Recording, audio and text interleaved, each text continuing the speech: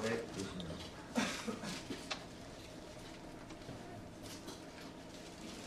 하나님의 말씀은 사무엘상 24장 1절부터 7절까지의 말씀을 한 절씩 교독하시겠습니다.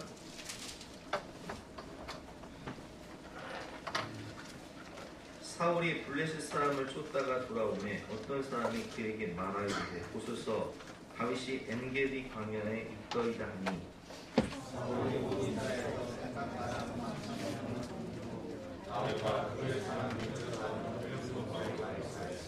길가 양의 우리에 이른즉 굴이 있는지라 사울이 뒤를 보러 들어간다. 다윗과 그의 사람들이 그 굴 깊은 곳에 있더니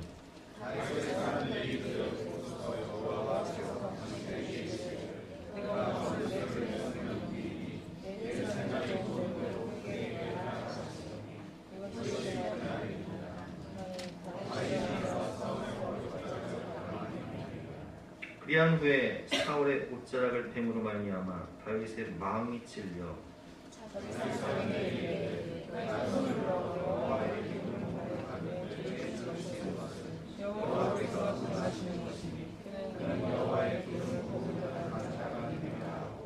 읽겠습니다. 다윗이 이 말로 자기 사람들을 흥하여 사울을 해하지 못하게 하니라. 사울이 일어나 굴에서 나가 자기 길을 가니라. 아멘. 오늘 말씀의 제목은 하나님을 경외하고 순종합시다라는 제목으로 본 말씀을 위해서 함께 은혜를 나누도록 하겠습니다. 하나님을 경외한다는 뜻은 하나님을 두려워한다는 것입니다. 우리는 하나님을 사랑의 하나님으로 믿고 또 예배하지만 또한 하나님은 공의의 하나님이시다. 그래서 정말 하나님을 두려워하며 살아야 된다는 거예요. 우리가 인본주의적인 삶을 이 세상 속에서 살고 있기 때문에 우리가 이 세상을 살 때 인본주의적인 사람들의 생각과 또 신본주의적인 하나님의 말씀이 충돌이 될 때에 우리는 어떻게 선택을 하며 살아가고 있습니까? 많은 사람들이 부득이하여 하나님의 말씀이 아닌 사람의 말을 따라 인본주의적인 삶을 선택할 때가 너무 많아요. 그 대표적인 예가 사울 왕이 됐어요. 오늘 본문 사무엘상 13장을 한번 펴보겠습니다. 사무엘상 13장 1절부터 한번 교독해보겠습니다. 앞에 있는 사무엘상 13장 한번 피셨으면 자 5절부터 한번 보겠습니다. 이 본문의 배경은 이제 사울 왕이 블레셋과의 전쟁을 할 때의 일입니다. 블레셋과의 전면전이 발생합니다. 그래서 블레셋 군사들이 몰려오는데 그 수가 5절 말씀을 보면 어마어마합니다. 5절 말씀 같이 읽어보겠습니다. 시작.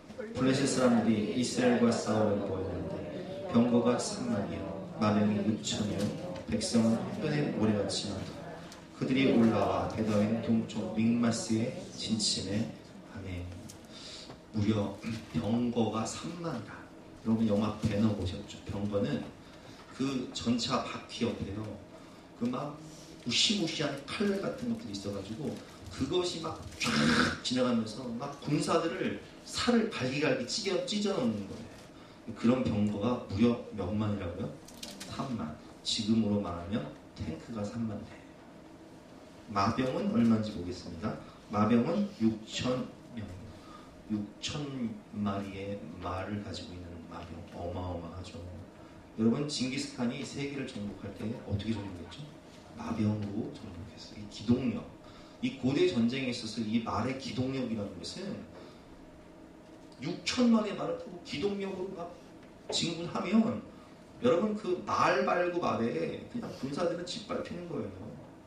근데 병거가 3만이요 마병이 6천이요 군사의 수는 바다의 모래알 것 같더라. 근데 그 블레셋 거인족속과 전면전을 치러야 되는데 이게 이스라엘 백성들은 지금 상대가 안 되는 거예요. 그래서 막 벌벌벌벌 떨고 있습니다. 6절 말씀이죠. 6절 말씀 같이 읽어보겠습니다. 시작. 이스라엘 사람들이 위급함을 보고 절박하고 굴과 수풀과 바위 틈과 은밀한 곳과 웅덩이의 숨음이 이거 지금 내가 살기 위해서 지금 굴이 있으면 들어가고 숲이 있으면 숨고 웅덩이 있으면 거기서 막 백성들이 하나가 돼서 똘똘 뭉쳐서 전쟁을 해서 나가서 싸워도 승리할까 말까 한데 지금 백성들은 흩어지고 숨고 도망가고 난리가 난 거예요. 7절 말씀에 어떤 히브리 사람들은 요단을 건너 갓과 길르앗 땅으로 가다. 이제 어떤 사람들은 요단강을 건너서 도망가고 있어요. 막 후방으로 도망가고 있는 거예요. 사울은 아직 길갈에 있고 그를 따른 모든 백성은 떨더라. 사울은 사무엘이 정한 기한대로 1회 동안 7일 동안이나 기다렸으나 사무엘이 길갈로 오지 아니하며 백성이 사울에게서 흩어지는지라. 전쟁에 나가기 전에 예배를 드리고 번제를 드리고 나가야 되는데 제사장인 사무엘 선지자가 오지 않는 거예요. 그래서 백성들은 더욱더 흩어지는 거예요. 이 전면전을 앞두고 있는 이 사울왕의 절박한 마음.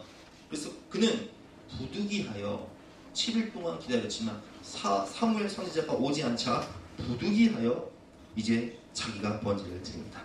9절 말씀 교독해 보겠습니다. 9절부터 사울이 이르되 번제와 화목제물을 이리로 가져오라 하여 번제를 드렸더니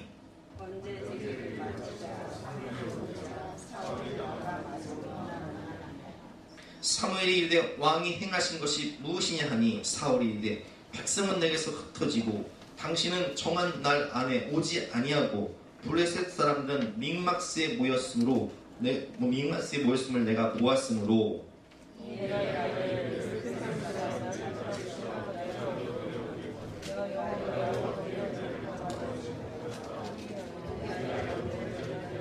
자, 부득이하여 번제를 드렸나이다. 여러분, 이 사울 왕의 마음이 여러분 입장에서 이해가 되십니까? 안 되십니까? 부득이하여 번제를 드렸다. 여러분, 사울이 얼마나 절박했으면 하나님의 말씀을 어기고 번제를 드렸냐.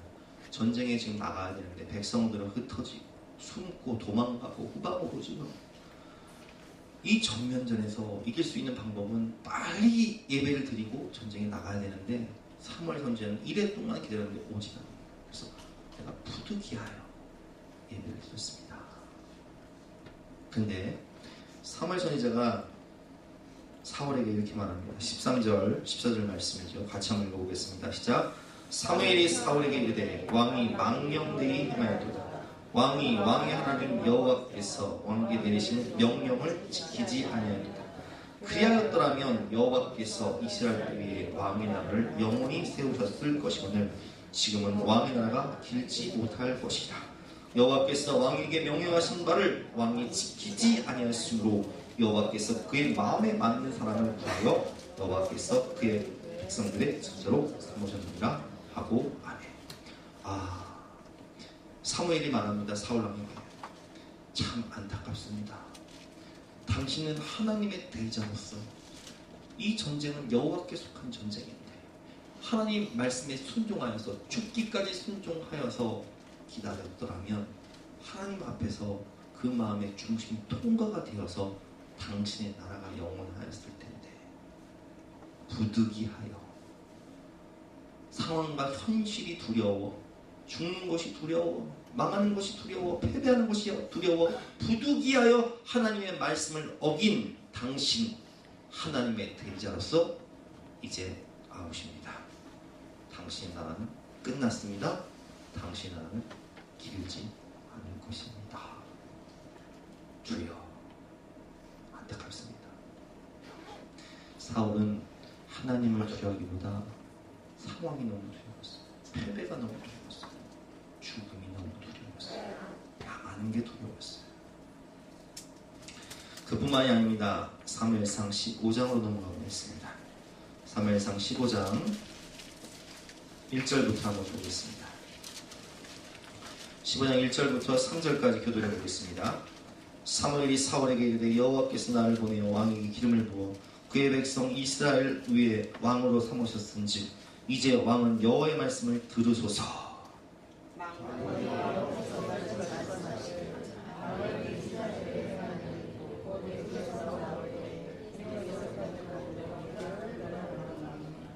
지금 가서 아말렉을 쳐서 그들의 모든 수를 남기지 말고 진멸하되 남녀와 소아와 젖 먹는 아이와 무양과 낙타와 나귀를 죽이라 하셨나이다 하니. 자, 이 말씀 보세요.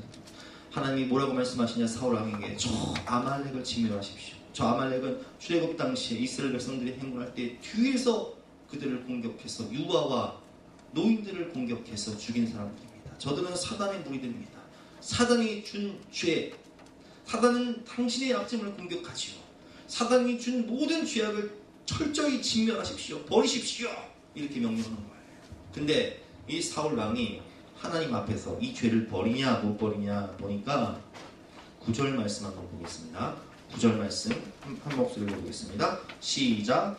사울과 백성이 아갑과 그의 양과 소의 가장 좋은 것 또는 기름진 것과 어린 양과 모든 좋은 것을 남기고 진멸하기를 즐겨 아니하고 가치 없고 하찮은 것을 진멸하니라. 아멘.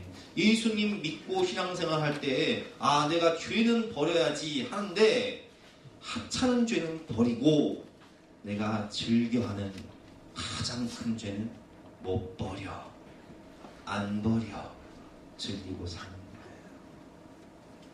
그래서 사무엘이 사울에게 말합니다. 당신이 어찌하여 이 죄를 버리지 않았습니까? 그때 24절 말씀에 사울이 이렇게 말합니다. 24절 말씀 시작. 사울이 사무엘에게 이르되 내가 범죄하였나이다. 내가 여호와의 명령과 당신의 말씀을 어긴 것은 내가 백성을 두려워하여 그들의 말을 청종하였음이니이다. 아멘. 사울 왕은 하나님을 더 두려워했습니까? 백성을 더 두려워했습니까? 백성을 더 두려워했어요.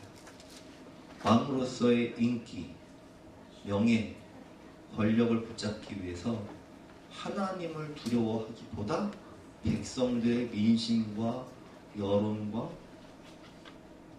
세상 것들을 더 두려워했어요. 그래서 어떻게 됩니까? 하나님 앞에서 아웃, 너는 끝. 사울 왕은 거기서 끝나요. 그 나라가 길지 않아요. 하나님께서는 하나님 마음에 합한 누구를 세우시죠? 다윗을 세우신다는 거예요. 그럼 다윗은 어떻게 할까요? 오늘 이 어려운 현실 가운데 다윗은 어떻게 선택을 하며 살아가는지 본문으로 넘어가 보겠습니다. 사무엘상 24장 1절부터 4절까지 말씀 드리겠습니다. 구약성경 450년이죠. 24장 1절부터 4절까지의 말씀. 오늘 본문의 배경을 보면 이제 사울이 왕이 돼서 블레셋과 전쟁에 나갔을 때 골리앗이라는 그 거인 장군이 나와서 이스라엘 하나님을 모욕할 때 다윗이 여호와 망군의 여호와 이름으로 골리앗을 그냥 한 방에 물매로 그냥 쓰러뜨리고 그는 군대 장관입니다. 그러나 이 다윗의 인기는 사람들이 노래할 때 사울은 천천히요 다윗은 만만히로다 이렇게 노래하니까 사울 왕이 저 다윗이 이 정권을 빼앗고 이제 이 나라를 빼앗고 왕이 될 텐데 저놈을 죽여야겠다 싶어서 블레셋과의 전쟁에 자꾸 내보내는 거예요. 최전방에 내보내는 거예요. 그래서 딸을 주겠다 해가지고 최전방에 내보냈는데 안 죽고 살아와서 그 딸 미갈과 결혼을 해서 다윗이 사울의 사위가 됩니다.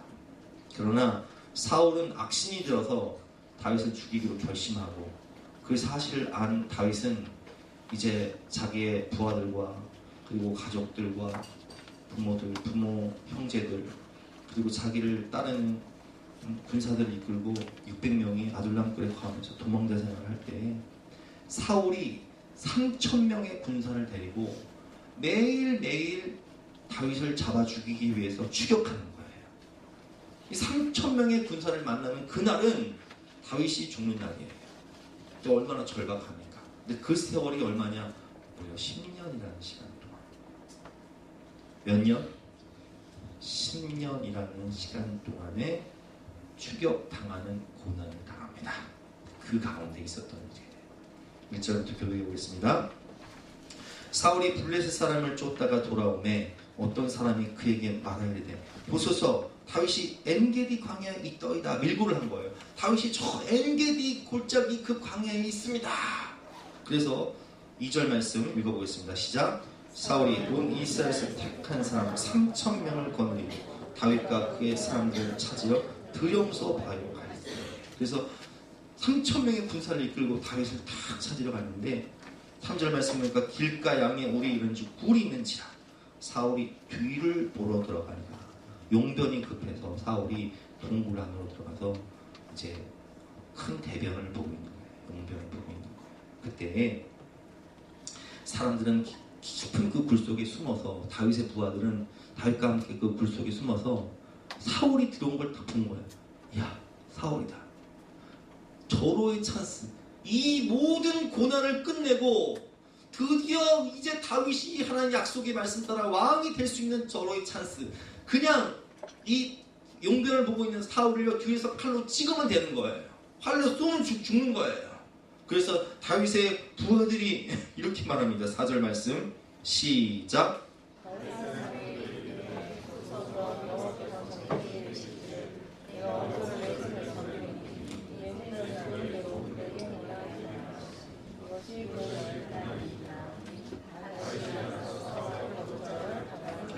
자, 다윗의 부하들이 뭐라고 얘기하죠? 하나님이 주신 저를 이렇게 합니다. 저 사울, 저 원수를 죽이고 당신이 왕이 될 수 있는 저의 찬스, 이 기회를 붙잡아야 됩니다. 하지만 다윗은 사울을 죽입니까? 안 죽입니까? 안 죽입니다. 왜 안 죽일까요? 그것이 5절과 6절 말씀으로 나와 있는데요. 같이 읽어보겠습니다. 시작. 그리한 후에 사울의 옷자락뱀으로 말미암아 다윗이 마음에 찔려 자기 사람들에게 이르되 내가 손을 들어 여호와의 기름 부음을 받은 내 주를 친 것은 여호와께서 금하시는 것이니 그는 여호와의 기름 부음을 받은 자가 됨이니라 하고, 하나님이 기름 부어 세우신 왕을 어찌 내 손으로 죽이겠느냐. 하나님을 내가 대적하려? 나는 하나님 두려워서 그런지 못한다. 하나님이 기름 부어 세우신 왕이니 하나님이 알아서 하셔야지. 하나님이 두려웠던 거예요. 그래서 이 결정적인 찬스를 그냥 포기합니다.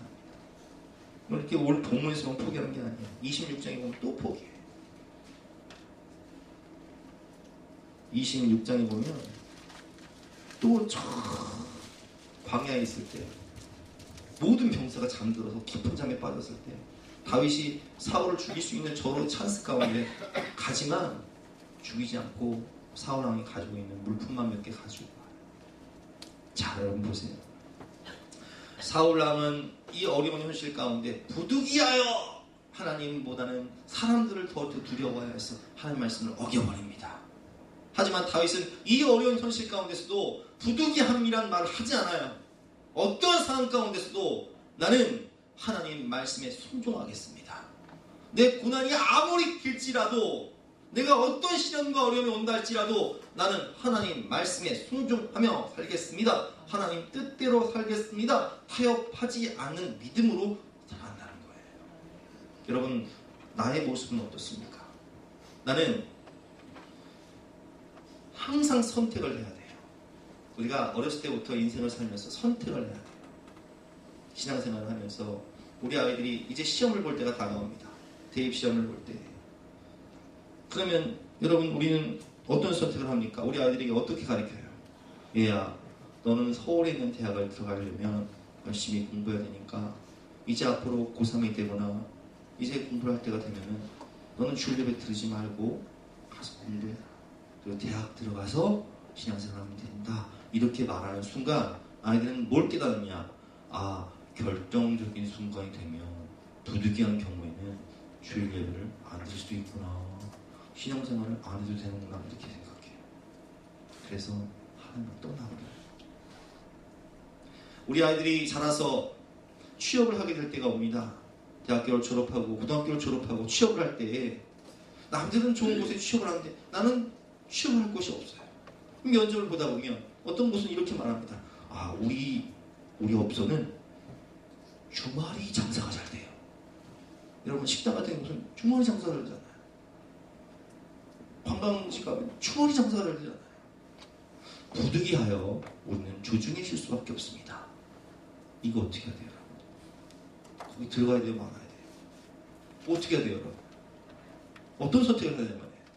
여기서 우리는 여러분 항상 어떤 선택을 해야 되냐? 하나님을 두려워야 됩니다. 믿음의 선택을 해야 돼요.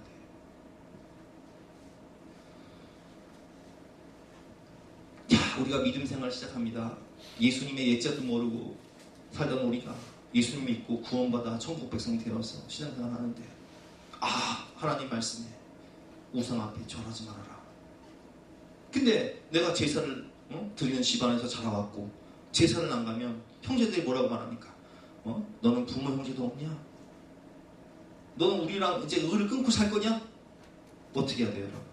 제사를 드려야 돼요, 말아야 돼요? 참석을 해야 돼요, 말아야 돼요? 절을 해야 돼요, 말아야 돼요? 부득이하여 갈까요? 가우성 앞에 절할까요? 큰일 납니다. 여러분들이 우상 앞에 절하는 순간 여러분들의 가족권은 끝났다고 생각하시면 되는 거예요.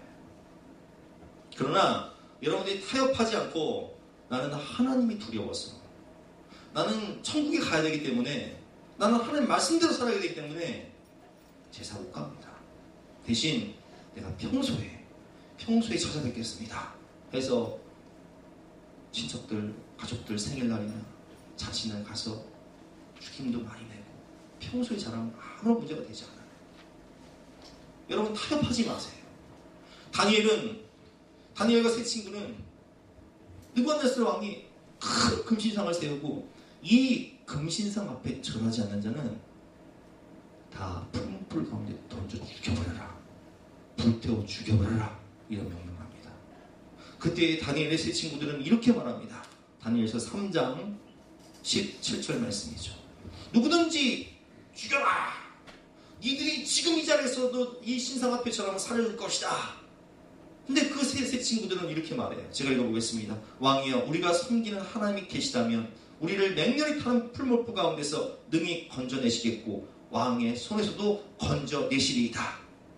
그렇게 하지 아니하실지라도 왕이여, 우리가 왕의 신들을 섬기도 아니하고 왕이 세우신 금신상에게 절하지도 아니할 줄을 아시옵소서. 아멘.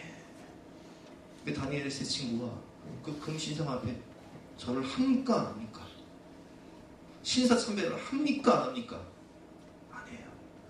그리고 말합니다. 하나님이 우리를 구원해 주실 것입니다. 그러나 그렇지 아니할지라도 나는 왕의 신상 앞에 절하지 아니하겠나이다. 타협하지 않아요. 여러분, 오늘 다윗이 왜 왕이 되는 줄 아세요? 왜 다윗이 예수님의 조상이 되는 줄 아세요? 그 중심이 하나님 보시기에 그는 세상과 타협하지 않았어요. 그는 절대적 믿음으로, 죽음을 초월하는 순종으로, 어떤 역경과 고난 가운데서도 타협하지 않는 목숨 건 믿음으로 하나님께 충성했던 거예요. 여러분, 우리가 어려움 가운데 신앙생활하면서 때로는 물질적인 어려움이 올 때가 있어요. 물질적인 어려움 가운데 내가 정말 생계가 어려워. 근데 그 가운데 11조를 해야 돼요? 말아야 돼요? 여러분 잘 생각해 보세요.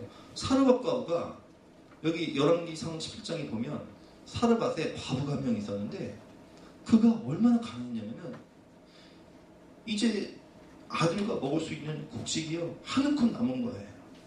근데 그때 엘리야 선지자가 와가지고 뭐라고 말하냐? 나한테 물 좀 달라. 물 줍니다.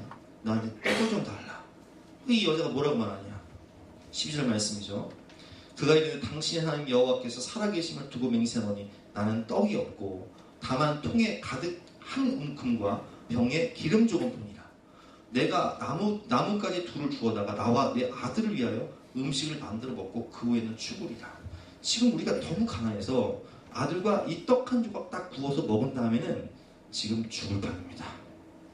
당신은 드릴 게 없습니다. 그때 엘리야 선지자가 뭐라고 말하냐? 엘리야가 그에게 이르되 두려워하지 말고. 이 죽는 게 두렵냐? 가는 게 두렵냐? 두려워하지 말아요. 가서 내 말대로 하려니와 먼저 그곳으로 나를 위하여 작은 떡 한 개를 만들어 내게로 가져오고 그 후에 너와 내 아들을 만들라.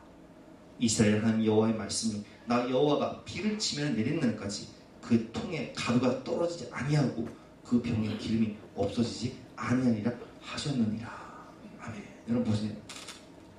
떡 한 조각 만들어서 아들과 먹고 딱 이거 먹으면 죽는 거예요. 굶어 죽어야 돼. 근데 하나님께서 뭐라고 말씀하시면 그건 내게 가져와라.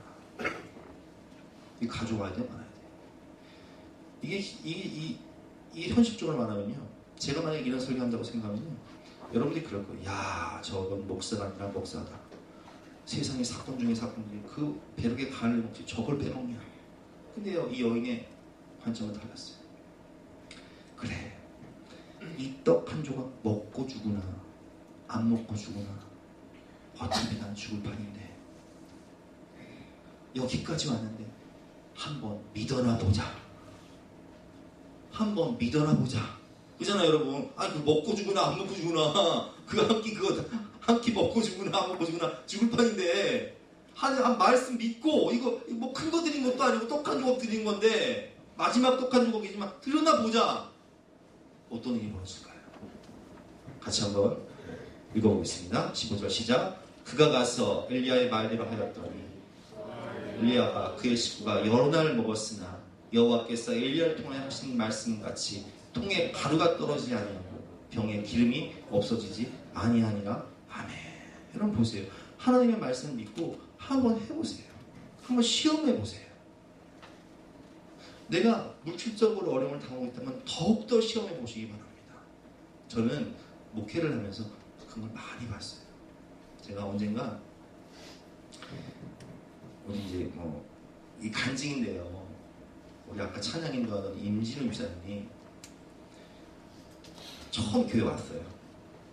근데 그때 제가 행복한 교회 생활이라는 5주짜리 교재가 있어요. 그림으로 되어 있는 거. 거기 11조가 있는 거예요. 그래서 11조에 대해서 설명을 했더니 이 양반이 그때 월급을 한 170인가 180만 원을 받는데 모입사님 그때 생활비 얼마 줬어요? 모입사님한테 10만 원. 얼마? 10만 원. 10만 원? 10만 원 딱 생활비 주고 나면 쓸 게 없어. 근데 170 중에 11조를 17만 원을 띈다? 그럼 마이너스예요. 근데 임지훈 쌤이 나한테 그러더라고요. 목사님 내가 죽을 것 같더라고요. 했을까 안 했을까? 했어. 모일사님 그게 복이 됐습니까 안 됐습니까? 됐습니다. 복이 됐습니까? 됐습니다. 확실히 됐습니까? 네. 많이 됐습니까? 네. 제가 뜬구름 잡는 얘기하는 거 아니에요. 내가 왜 물질적으로 어려움을 당할까? 여러분 하나님은요 우리가 11조를 내든 안 내든 하나님 나라 돌아가요. 하나님 가는 분이 아니에요. 근데 하나님 우리에게 뭘 보시냐? 중심을 보세요. 네 보물이 있는 곳에 네 마음이 있느니라. 너 중심이 정말 날 의지하냐? 날 사랑하냐? 이거 보시는 거예요. 제가 확실히 말씀드립니다. 어려울 때 11조 못하는 분들은 부자들도 못해요. 어려울 때 하시는 분들은 그 중심이 통과되기 때문에 아무리 부자가 돼도 해요. 왜? 그 중심이 하나님을 사랑하시는 거예요. 여러분 보세요. 오늘 이 말씀을 잘 한번 적용해 보세요. 저는 이 말씀을 보면서 어떤 분들은 어려울 때요. 정말 고난당하고 어려울 때 어디까지 가냐? 무당한테 가요. 무당들이 하는 말이 뭐 교회 권사고 장로가 많이 와요. 우리 단골들 많아요. 이러면서 나 쓰러져. 근데요 오늘 사월왕이요. 정말 절박하니까 어디 가는 줄 아세요? 엔돌 무당한테 가요. 근데 그 무당이 뭐라고 했을까? 당신 산다고 그랬을까? 응? 아니요. 죽어요. 내일 죽습니다. 그 다음날 죽어요. 무당한테 찾아가도요 소망 없어요. 우리의 구원자는 오직 하나님이에요. 죽으면 죽으리라는 믿음을 가지고 하나님 말씀을 타협하면 안 돼요, 여러분. 저는 이 말씀을 보면서 다윗이 여러분 생각해 보세요. 3,000명의 군사를 데리고 나를 추격하는데 나와 함께 있는 사람들은요, 내 부인, 자녀들, 부모님, 다윗의 모든 형제들, 조카들, 부하들과 가족들이에요. 600명의 목숨이 나 하나 보고 있는 거예요. 근데 오늘 사울 죽이면 고난 끝나요. 죽을 일 없어요. 다윗도 죽이고 싶겠어요? 안 죽이고 싶겠어요? 죽이고 싶어요. 고난이 끝나고 싶어요. 안 죽이면 앞으로 5년이 될지 10년이 될지 또 이 지긋지긋한 추격을 당해야 되고, 광야에서 목마름과 배고픔과 모진 가난과 시련을 당해야 돼요. 근데 다윗은 지금 누굴 두려워하냐? 군사들이 아무리 뭐라고 말을 해도, 가족들이 뭐라고 말을 해도 그게 두려운 게 아니에요. 뭐가 두려워요? 심판주 대신 하나님이 두려운 거예요. 내가 어찌 여호와께서 기름 부은, 하나님이 친 기름 부으신 저 왕을 내 손으로 죽이랴. 나는 그렇게 안 한다. 내가 죽을지라도 난 그렇게 안 한다. 이렇게 고백하는 거예요. 우리 직장생활 하시는 분들, 사업하시는 분들 한번 대답해 보세요. 여러분들이 사업하시면서 거래처에서 요청이 들어왔습니다. 이번에 우리가 회사를 크게 건축해서 고사를 지낼 건데 꼭 좀 와서 참석해 주시라고. 그러면 여러분 참석해서 그 돼지머리 앞에 절한 다음에 그 돼지머리에다가 배추님을 꽂아 드릴 겁니까 말 겁니까? 거기서 매출이 어마어마하게 나오는데 가야 돼요 말아야 돼요? 여러분, 사울이 부득이하여 망했습니다. 부득이하여 그렇게 선택함으로 망했어요. 그 집안이 멸절당했어요. 그러나 다윗은 타협하지 않았어요.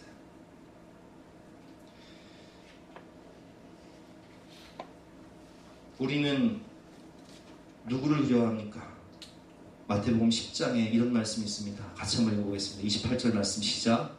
몸은 죽여도 영혼은 능히 죽이지 못하는 자들을 두려워하지 말고 오직 몸과 영혼을 능히 지옥에 멸하실 수 있는 이를 두려워하라. 대학 들어가는 것도 중요하고, 취업하는 것도 중요하고, 성공하는 것도 중요하고, 명예와 부귀와 권세 얻는 것도 다 중요하지만, 여러분, 우리가 죽어서 천국 못 가면 그거 아무것도 아니에요. 제가 아는 어떤 장로님, 제가 의정부에서 목회할 때 그 목사님이 그런 얘기를 하시더라고요. 그 목사님 친한 장로님이 있었대요. 이 장로님 아들이 공부를 꽤나 잘했나 봐요. 근데 공부를 잘하는 아들이 서울대를 가야 되니까, 너는 서울대 가야 되니까 공부해라. 주의가 좀 빠지고 서울대 갔어요. 근데 서울대 가서도 공부를 엄청 잘했대요. 너는 초일류 기업 들어가야 되니까 너는 취업 준비해야지. 그 믿음 떠나버렸어. 그래서 대기업 들어갔어요. 거기서 초고속 승진을 해서 홍콩 지사장으로 갔어요. 근데 이 아이가 어떻게 됐냐? 홍콩 지사장에서 잘 나갔습니다. 성공하고 부귀영하고 돈 많고. 그래서 그 돈 가지고 뭐 하냐? 할지도 안 할지 다 하고 다니다가 마약에 빠져버렸어요. 근데 결과가 어떻게 됐냐? 마약에 빠져 허랑방탕하게 살다가 스스로 고침강로에서 뛰어내 죽어버렸어요. 그래서 그 장례식을 치를 때 이 장로님이 이 목사님 앞에서 피눈물을 흘리면서, 목사님, 내가 자식 교육을 너무 잘못시켰습니다. 다 내 죄입니다. 아무리 서울대 들어가고, 아무리 삼성 들어가고, 아무리 지사장 되고, 아무리 성공한 거예요. 하나님 두려운 줄 모르고 그렇게 살다가 지옥 가버리면 끝인데. 여러분, 제가 이 말씀을 준비하면서 여러분이 두려웠다면 제가 이런 말씀 전하잖아요. 제가 정말 하나님 두려운 마음으로 전합니다. 여러분을 정말 사랑하기 때문에, 여러분들과 여러분들 가정과 여러분들 자녀들이 다 천국 가기를 바라는 마음으로 이 말씀 전합니다. 타협하지 마세요. 타협하기 시작하면 한도 끝도 없어요. 처음부터 타협하기 시작하면 나중에는 절제가 안 되는 거예요. 여러분, 우리 하나님은요, 29절에 보면 참새 2마리가 한 아스타론에 팔리지 않느냐. 그러나 너희 하나님 아버지께서 허락하지 아니하시면 그 하나도 땅에 떨어지지 아니하라. 이 말씀은 천지 만물을 주관하시고 참새가 팔리고 안 팔리고 내 사업이 되고 안 되고를 결정하시는 분이 누구시라는 거예요? 하나님이시라는 거예요. 너희 하나님은 머리털까지 다 세신 바 되었나니, 우리 하나님은요, 우리 머리털뿐만 아니라 우리 마음의 중심과 생각과 우리의 모든 중심, 이 시험을 통과하는지 못하는지를 다 알고 계신 분이시라는 거예요. 근데 그 하나님 앞에서 우리가 하나님 두려운지 모르고 누군지 사람 앞에서 나를 시인하면 나도 하늘에 계신 내 아버지께 앞에서 그를 시인할 것이요, 누군지 사람 앞에서 나를 부인하며 나도 하늘에 계신 내 아버지 앞에서 그를 부인하리라 말씀하셨는데, 사람에게 인정받기 위해서 우상 앞에 절하고 사람에게 인정받기 위해서 하나님 말씀 무시해버리고 깡그리 무시해버리고 하나님 없는 것처럼 살아가는 그 사람이 과연 하나님의 심판대 앞에서 통과가 되겠습니까? 안 돼요. 될 수가 없어요. 여러분, 우리도 때로는 신앙생활 하면서 아브라함처럼, 아브라함이 믿음의 조상이지만 아브라함처럼 그가 말씀에 순종하여 가나안 땅에 왔더니 기근이 와요. 그래서 어디로 가요? 헤볼로 가요. 거기서 뭐예요? 아내를 팔아요. 누이라고. 연약하죠. 때로는 우리는 그렇게 타협하며 넘어질 때도 있었어요. 그러나 아브라함은 마침내 창세기 22장에서 어디까지 순종합니까? 100세에 낳은 아들 독자 이삭을 바쳐라 할 때 바쳐요, 안 바쳐요? 바쳐요. 결론이 뭐냐? 죽기까지 순종한다는 거예요.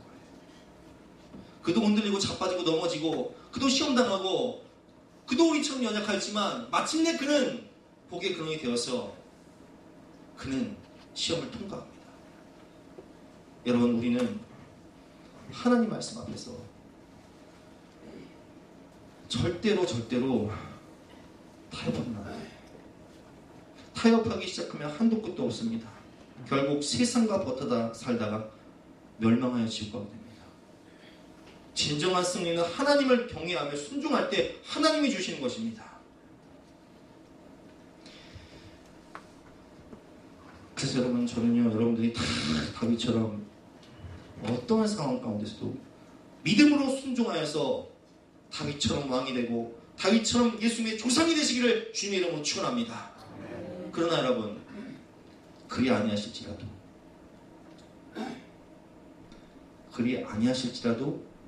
순종하시기 바랍니다. 내가 주일 성수를 지키고 내가 11조를 하고 내가 하나님 말씀에 순종했는데 여전히 어려워요? 감사하세요. 왜? 하나님 앞에서 내 중심은 통과된 거예요. 저는 지난 주간 교회 오빠라는 영화를 보았습니다. 그 교회 오빠는 실화예요. 실제 있었던 실제 그 두 부부가 KBS 다큐멘터리에 나왔던 그 두 부부가 나와요. 믿음으로 사는 남편과 아내. 37살에 딸아이를 낳습니다. 그 딸아이를 낳고 2주 만에 남편이 대장암 4기 판정을 받아요. 그 투병 생활을 시작합니다. 그런데 그 투병 생활 가운데 어머니가 너무 낙심을 해서 스스로 목숨을 끊으시고, 그 투병 생활 가운데 아내도 림프종 4기라는 암 판정을 받습니다. 그 어린 딸을 놔두고 이 두 부부가 투병 생활을 하는데 그 과정이 다 나오는데 한 번도 하나님을 원망하지 않아요. 오히려 그 투병 생활 가운데 하나님 말씀을 깊이 묵상하고 죄를 고백하면서 철저히 회개하고 구원받은 백성답게 하나님 말씀을 붙잡고 하나님 말씀대로만 살기 위해서 몸부림치다가 발병 3년 만에 40세 되었을 때 이제 그 남편이 하나님 나라에 가게 됩니다. 그 죽는 순간을 또 찍었어요. 죽는 순간 남편이 딱 눈을 감자 같이 투병생활 하면서 믿음을 키웠던 아내가 그 죽는 순간 남편의 눈을 감기면서 말합니다. 하나님 감사합니다. 이 아들 천국 백성 삼아주시니 감사합니다.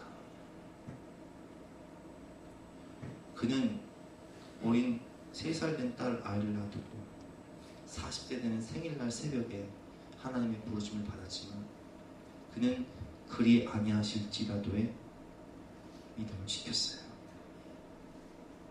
여러분, 저는 이 말씀을 묵상하면서 하나님이 우리가 하나님 말씀대로 살 때 어떤 분들은 정말 이 땅에서 갚아주시는 분들이 있어요. 다윗처럼 왕이 되기도 하고 다윗처럼 예수님의 조상이 되기도 하고, 그러나 어떤 분들은 하나님 말씀대로 살았음에도 불구하고 교회 오빠에 나온 부부들처럼 고난당하고 병고침을 못 받고 젊은 나이에 하나님께 부름받을 수 있어요. 그러나 그리 아니하실지라도 하나님이 그 영원한 천국을 소유하게 해주시고 천국 백성 삼아주시니 얼마나 감사합니까? 여러분, 우리는 어차피 이 세상에서 잘 살고 못 살고 배우고 못 배우고 잘나고 못나고를 떠나서 이 세상 떠나는 날이 반드시 온다는 거예요. 하나님 심판대 앞에 서야 되는데 그 심판대를 통과하기 위해서는 반드시 우리가 내 중심이 하나님을 사랑하고 경외하며 말씀대로 살아야 되는 거예요. 그것이 진정한 승리입니다. 그것이 진정한 축복입니다.